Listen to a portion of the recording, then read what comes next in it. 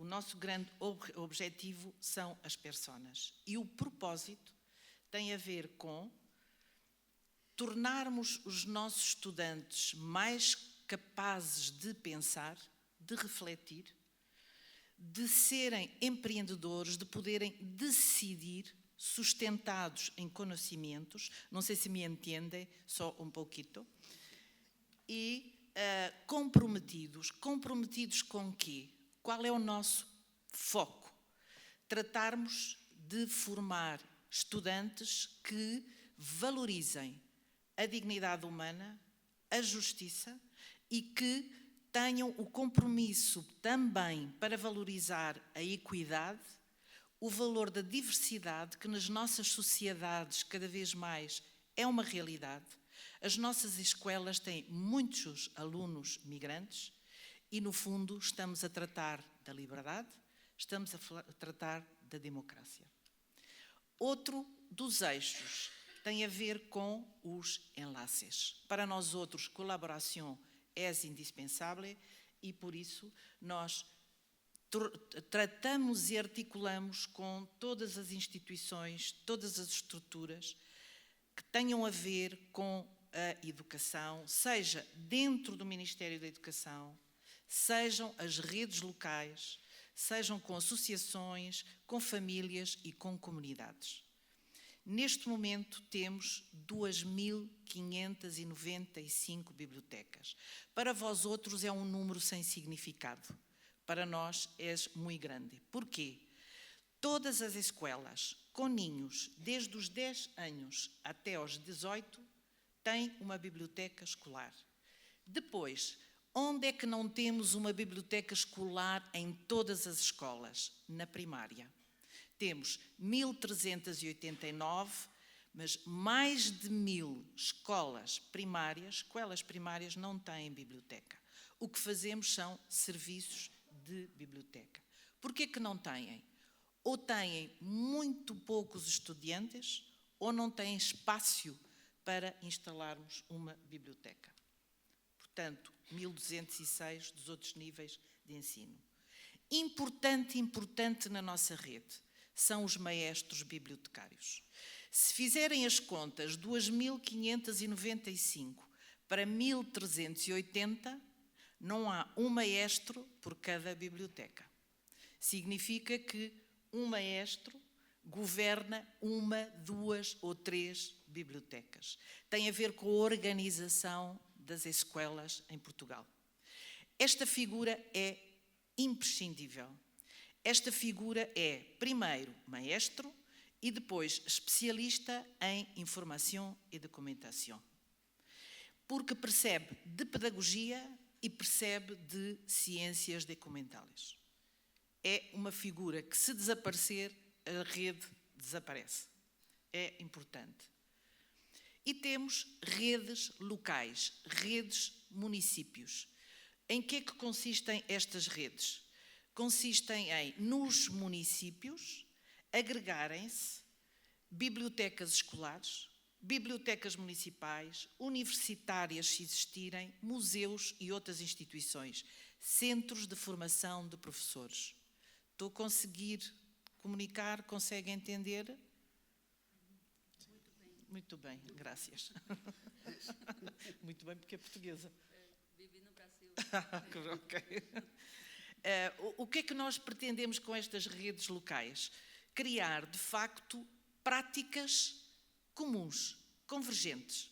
E, por isso, há, nestas redes locais, um portal comum, há serviços comuns, há um plano de atividades comum, bibliotecas escolares, volto a repetir, biblioteca municipal, eventualmente universitárias e outras instituições, um catálogo partilhado e as notícias que dizem respeito àquelas bibliotecas também são transmitidas por vias comuns do portal, etc. Tudo isto é formalizado através de um protocolo. Há redes formalizadas, mas também há muitas que não são formalizadas e que funcionam, e que temos, e que trabalham. Para nós, há um aspecto que vai ao encontro um pouco do primeiro palestrante. Temos retos importantes para as nossas bibliotecas e nesses retos temos que olhar para a realidade. E nesta realidade, por conta da importância do digital, que tem cambiado a forma de aprendizagem, como nos relacionamos, como vivemos, como as redes sociais condicionam a nossa maneira de estar e dos nossos alunos, nós temos em conta estas questões por conta dos algoritmos que criam bolhas de informação para determinados grupos, acautelamos estas questões e por isso eu aqui equaciono algumas delas. O isolamento versus comunidade é uma questão que temos que olhar com atenção. A não fronteira hoje entre o que é público e o que é privado. Depois, a questão da liberdade de expressão e de pensamento versus censura, sabendo que em países ditos democráticos há uma censura nas bibliotecas escolares, nas bibliotecas públicas. Há também não separação muito nítida atualmente entre o que é verdade e o que é mentira, os fenómenos da desinformação, a solidariedade versus o egoísmo, a singularidade individual que é importante, mas não perder de vista o sentido da comunidade. E por isso temos retos importantes que têm a ver com a garantia dos direitos humanos e para nós os direitos humanos garantidos significa o direito à cultura, o direito à educação. São as grandes bases, as grandes plataformas para essa garantia. E por isso o que preconizamos nas nossas bibliotecas escolares é que se constituam como espaços de descobrimento para a cocriação, espaços de partilha. E tudo isto tem como base leitura. A leitura no sentido amplo, as alfabetizações e a cidadania. São os três pressupostos que para nós são fundamentais trabalharmos na escola com a biblioteca escolar. E esta garantia de direito à cultura e à educação passa, por isso, por capacitar leitores.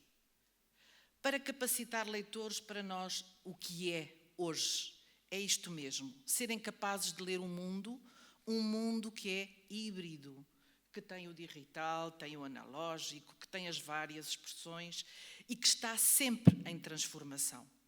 Para nós é importante que os alunos sejam capazes de encarar a incerteza da realidade, adaptarem-se e conseguirem sobreviver nela. E também serem capazes de intervir no mundo, mas intervir de uma forma sustentada, de uma forma baseada em conhecimentos e em múltiplas leituras. Que sejam sensíveis às diferentes expressões da escrita, da oralidade, das artes e das ciências.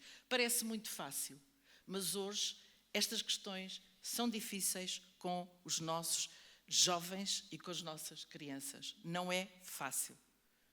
E ainda capacitar os estudantes para adquirirem as diferentes alfabetizações, as habilidades blandas, como vós outros chamam, e preparar para a aprendizagem ao longo de toda a vida. Temos projetos na área da leitura que vou partilhar pouquitos, mas tentar falar um pouquito de cada um. Ler fora da escola. Ler fora da escola é um projeto novo que trabalha maestros bibliotecários, educadores de infância, infantiles, como vós outros creio que chamam, e famílias. E o que nós queremos é, nos ninhos mais pequenos, no pré-escolar, que haja uma relação com o livro e com a leitura desde muito novos. Criamos guiões, roteiros, sessões e temos muitos pais a trabalhar sobre isto. Para nós é importante começar no princípio, porque a leitura é, de facto, um desafio na atualidade. Depois, a ler mais e melhor. É um projeto antigo que tem um conjunto significativo de escolas e o que estas escolas fazem é centrar a leitura como o ponto importante para todos os maestros naquela escola. Todos juntos podemos ler, Começou com alunos com dificuldades de aprendizagem. Hoje é para todos. Trabalha a interculturalidade, os alunos migrantes. Voluntários de leitura são pessoas fora da escola que procuram trabalhar com alunos que não tenham a competência leitora no segundo ano da primária e tentam compensar lendo em conjunto, lendo em par, para que adquiram a competência, a fluidez, a rapidez, a compreensão leitora. Miúdos a votos vai ao encontro do Manuel Hernández.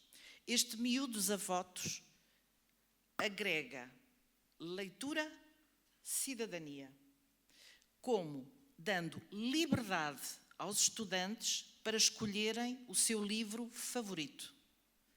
Escolhem o seu livro favorito, fazem manifestações, propaganda, a apresentar as razões pelas quais aquele livro para eles é o mais importante. E temos um dia específico, anual, para irem votar. E votamos nos livros, eles votam nos livros preferidos. Estes livros são bons, muitas vezes não são, mas é em liberdade que o fazem. E trabalhamos com o Conselho, como é que se chama? O Conselho Nacional de Eleições. É uma eleição verdadeiramente correta. E os alunos aprendem o que é a ser cidadão. E isto já vai na 6ª edição. Temos pena que a escolha dos livros não são as nossas escolhas, mas preferimos que sejam eles a escolher do que nós a impor. É uma ação livre para os miúdos. Está a acabar? Estou mesmo a acabar. E temos aqui um conjunto de recursos que são produzidos por nós, mas também pelas próprias escolas, no que diz respeito à cidadania, à leitura, etc. Para compartilhar com vós outros fotos das nossas bibliotecas, em que no fundo temos a biblioteca lugar de liberdade, de aprendizagem, de criação, aqui também de criação das várias expressões, em que se apresentam trabalhos entre os alunos, mas também de leitura individual. Vou passar mais rápido, estou mesmo a acabar, vou acabar no tempo. Portanto, são fotos das nossas bibliotecas.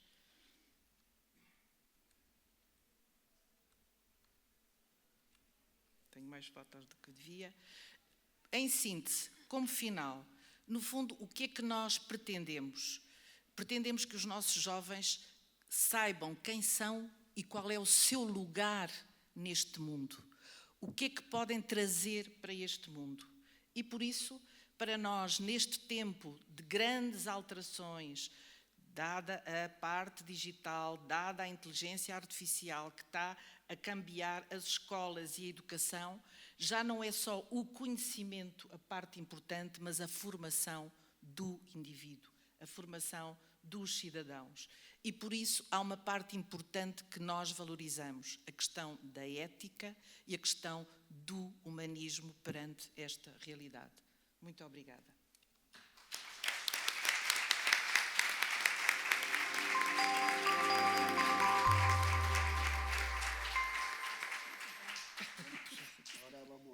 Muchas gracias, Manuela. La verdad es que esa experiencia que nos has transmitido es maravillosa, ¿eh? Es una experiencia para llevar a cabo, para tomar nota también a este lado de la frontera con el buen trabajo que está haciendo ya en el ámbito de las bibliotecas.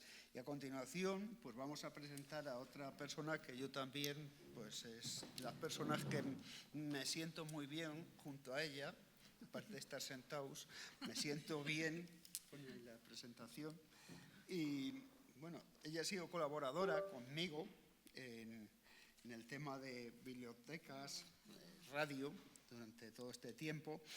El año pasado estuvo en Planeta Biblioteca y la verdad es que es una persona muy joven y también con mucha proyección. Ella es doctora por una universidad chilena de la Santísima Concepción, leyó su tesis, que precisamente esta tesis que tenéis aquí, que está disponible además gratis, que podéis buscar en Universo Abierto, por ejemplo, y en otros sitios, y que es una maravilla. Yo creo que ya el título nos dice mucho de lo que estamos abordando esta mañana y de los ejemplos que hemos visto. El título es "El libro es un territorio y el lector un habitante". Qué cosa más bonita, es poesía pura, como decía Manuel. Bueno, muchas gracias, Julio, por este espacio y buenos días a todos. Gracias a Yolanda, que me ha acogido desde ya hace 2 años, cuando vine a hacer la pasantía doctoral, terminé el doctorado y dije, bueno, voy a seguir aprendiendo, porque uno se va dando cuenta de que hay tantos espacios donde se pueden seguir divulgando estos 21 años de experiencias con bibliotecas de mi ciudad natal, Santa Cruz de la Sierra, Bolivia, y el lugar de donde yo vengo, que es precisamente la frontera con el Mato Grosso do Sul, por eso el Muito Bem.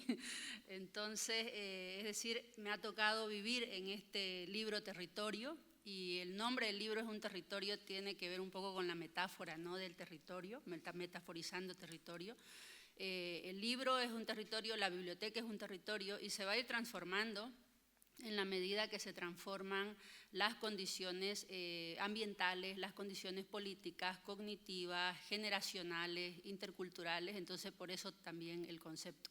Y el lector, en cuanto a habitante, porque ese habitante también se va a ir transformando, y ese habitante tiene sus propios miedos, sus propias certezas, sus propios talentos, sus propias inquietudes. Entonces, el nombre tiene que ver un poco con eso, y de eso les quiero hablar hoy día, de cómo esta biblioteca, en el caso de Santa Cruz de la Sierra, lo que ustedes ven ahí es la portada del libro que se editó, que además está aquí en la biblioteca impreso y en digital, y este es el mapa de Sudamérica, y esta es la zona de donde yo soy, este puntito de aquí. Entonces, de este lugar les voy a hablar hoy un poco de la red de bibliotecas municipales de Santa Cruz de la Sierra, donde yo fui usuaria cuando era niña, donde también trabajé cuando me formé como profesora de literatura y como técnico bibliotecaria, y luego hice filología, y así uno se va dando cuenta de que necesita aprender cosas y se va formando hasta que Dios nos dé vida, ¿no? Entonces, desde este lugar, que además, si se fijan aquí abajo, están estas personitas. Esto es una pintura rupestre de las cuevas de Tucavaca, de San Miserandino. El patrimonio que hay en este territorio está todavía pendiente de ser documentado, y desde las bibliotecas se ha intentado ir articulando un poco todo eso, a través de la generación de bibliotecas como medios para comunicarnos entre los migrantes que llegan, por ejemplo, de la frontera del Mato Grosso, o los migrantes que llegan de la zona andina hacia Santa Cruz, o los migrantes que llegan del Paraguay, de la Argentina. Esta ciudad es una de las ciudades donde mayor migración se experimenta en los últimos 20 años en Bolivia. Y esto va a implicar una serie de formas de acción ciudadana. Entonces, estuvimos haciendo un proyecto en los años 2006 al 2008 que se llamaba Bibliotecas para la Acción Ciudadana, y era básicamente articular cada biblioteca de cada barrio con la red de escuelas. En Bolivia, en ese año 2006 no habían bibliotecas escolares. Recién las bibliotecas escolares se han empezado a implementar después del año 2013, cuando se aprueba la ley del libro y la lectura Óscar Alfaro, en homenaje a este gran escritor Óscar Alfaro, boliviano. Pero el proyecto de las bibliotecas escolares en Bolivia está en pañales, y ni siquiera tiene pañales, mejor dicho, porque no hay presupuestos, no hay recursos. Entonces, muchos de los profesores de literatura del área de Ciencias Sociales y Humanidades terminamos fungiendo de bibliotecarios, y además hay que hacer cada trimestre campaña de donación de libros, y lo que nos llega son casi siempre libros de testigos de Jehová, que los padres, la familia no quieren en su casa y lo donan, ¿no? Entonces, claro, la precarización es enorme, y lo que queda es generar básicamente trabajo en función a los patrimonios tangibles e intangibles.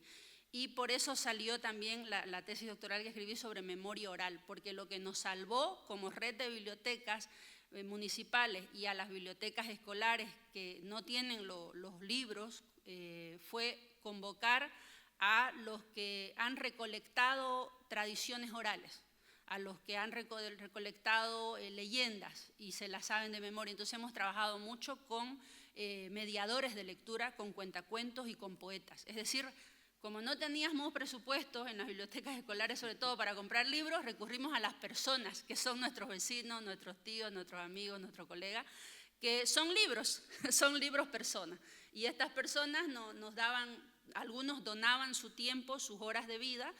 A veces cuando teníamos recursos podíamos darles un honorario simbólico a estas personas, pero así funciona. Entonces, de alguna manera, en esta precariedad hemos encontrado también una oportunidad para empezar a sistematizar y documentar esos bienes patrimoniales tangibles e intangibles que están dispersos en todo el territorio. Y de esta manera muchos de nosotros como lectores y algunos bibliotecarios formados o deformados nos hemos vuelto facilitadores de investigación y curación de contenidos. Porque entonces en escuchar a las diferentes versiones de la leyenda del Huajojó, por ejemplo, que es un ave de allá del oriente boliviano, o la leyenda del Hichi, el protector de las aguas y del bosque, escuchamos 5 versiones diferentes de 5 barrios o de 5 comunidades diferentes y las vamos sistematizando y documentando y nos damos cuenta de que, claro, son versiones distintas. Uno entra en la cabeza de los filólogos y hace la documentación, digamos, desde una mirada sintáctica, semántica, poética, narrativa y se van construyendo también otros elementos y bueno, van apareciendo mapas como este. Y a partir de esa experiencia es que de sistematizar nos dimos cuenta que había mucha referencia a elementos ecológicos, a elementos de la ecoliteratura en las narraciones. Entonces empezamos a convocar también a artesanas y artesanos, a cocineras, a cantores, a distintos actores que hacen nuestro entorno. Y ellos decían, pero si esto pues de las bibliotecas y de los libros, no siempre habían libros y empezaba a salir el tema, vámonos a las pinturas de San Miserandino, la foto que les mostré primero, las pinturas rupestres. Y claro, empezó a salir esta idea y esta imagen la hizo un amigo diseñador gráfico, de las tablas de arcilla a las tablets digitales, el viaje, ¿no?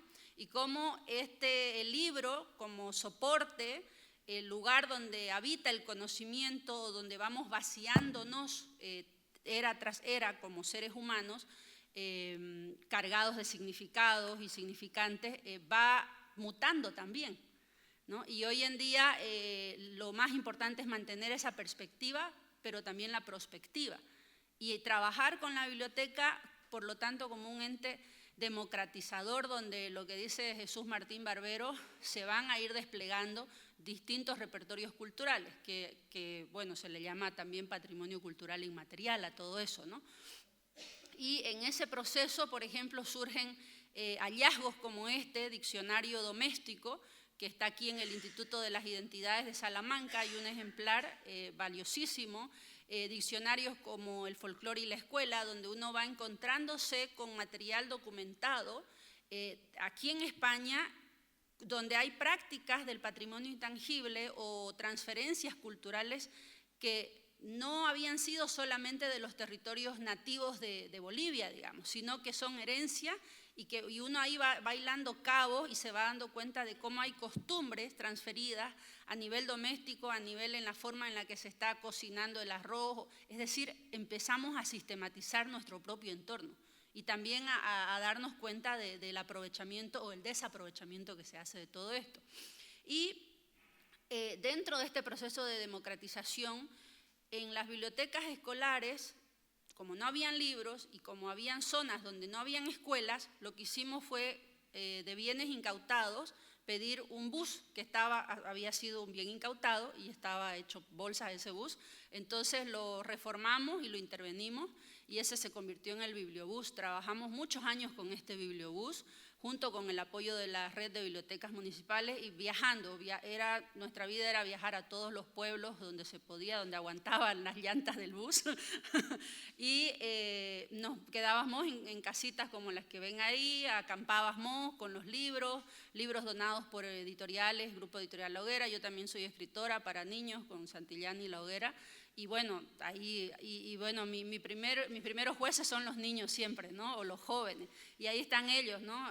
Aprovechando los recursos, hacíamos las ferias en los barrios, tendiendo palabras, tendiendo puentes, ¿no? Ahí hace muchos kilos atrás, como verán la foto. Y bueno, aquí estamos con las actividades del Día de la Poesía, precisamente, el 21 de marzo, que siempre los jóvenes aprovechan para mostrar y exponer lo que ellos están escribiendo, ¿no? Aquí, por ejemplo, con el megáfono en el barrio, invitando a las comunidades, a veces se venían familias enteras. Recibimos muchos voluntarios, trabajamos mucho con la cooperación, con la ESID, la Agencia Española de Cooperación Internacional para el Desarrollo, con María Luisa Tejera Torroja, una española maravillosa que ha estado en el programa de Julio, que fundó una biblioteca en plena selva. Esta es una de las bibliotecas, y fíjense, las bibliotecas de este territorio, de esta zona, nacieron como un proceso de construcción y participación desde abajo. O sea, nosotros, nuestros papás, nuestros abuelos, nuestros tíos abuelos, se organizaron, se articularon y empezaron a hacer actividades para recaudar fondos y construir los espacios. Ya luego se municipalizaron con la ley municipal, las autonomías y todo lo que ha ido pasando a nivel de procesos políticos, a nivel procedimental. Pero los orígenes son desde las casas, desde la necesidad de ordenar el conocimiento, la necesidad de que mis hijos aprendan a leer o tengan más libros, tengan más opciones. Esta es una de las bibliotecas más ejemplares que tenemos y la mejor montada, la única. Quisiéramos tener más como estas, pero se requieren recursos materiales.